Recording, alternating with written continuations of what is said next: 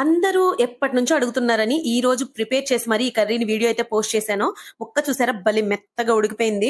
Taste మాత్రం చాలా చాలా బావుందండి. ఇంత సోది చెప్తుంది ఇంతకీ ఆ కర్రీ ఏంటా అని చూస్తున్నారు కదా!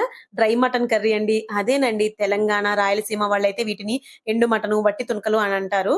మేమైతే రెగ్యులర్‌గా ఏం వండుకోమండి దీన్ని.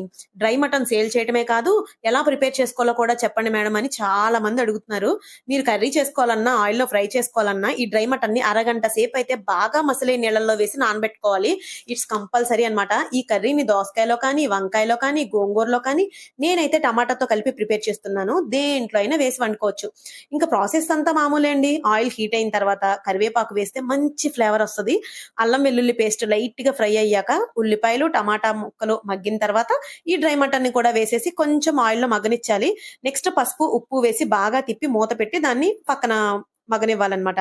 తెలిసి తెలియని కామెంట్స్ పెడుతున్నారు చాలా మంది. ఈ డ్రై మటన్ వల్ల ఎన్ని ఉపయోగాలో తెలుసా మీకు?